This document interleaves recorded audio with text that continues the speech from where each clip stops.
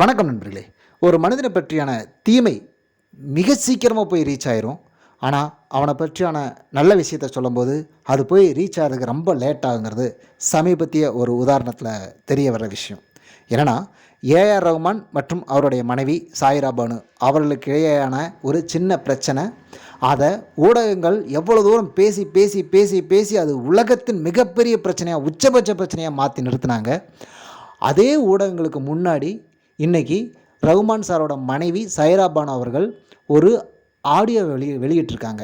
என்னென்னா, உலகத்தின் மிகச்சிறந்த மனிதர் ரகுமான் அப்படின்னு ஒரு விஷயத்த சொல்லியிருக்காங்க.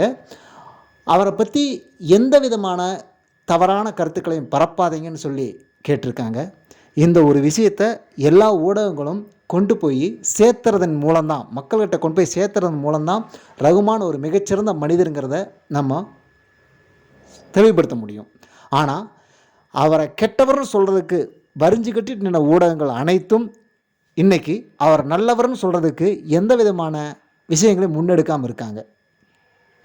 தயவுசெய்து ஊடகங்களே, அவங்க பிரச்சனையை அவங்க பார்த்துக்கிறாங்க அப்படிங்கிறதோடு நின்றுட்டு அவங்க ஒரு விஷயத்தை சொல்லியிருக்காங்க. அந்த விஷயத்தை சொல்லி உலகத்தின் தலை சிறந்த மனிதர்கள் ஒருவரான ரகுமான் அவர்களுக்கு ஒரு நல்ல பாசிட்டிவான எனர்ஜியை நம்ம கொடுக்கணும் அப்படிங்கிறதோட நல்ல நோக்கத்தோடு இன்றைக்கி அவரின் பின் நிற்போம். அவர் வருத்தப்பட்ட மனம் அதிலிருந்து வெளியில் வர்றதுக்கு நம்மளுடைய வாழ்த்துக்களை தெரிவிப்போம். நன்றி நண்பர்களே.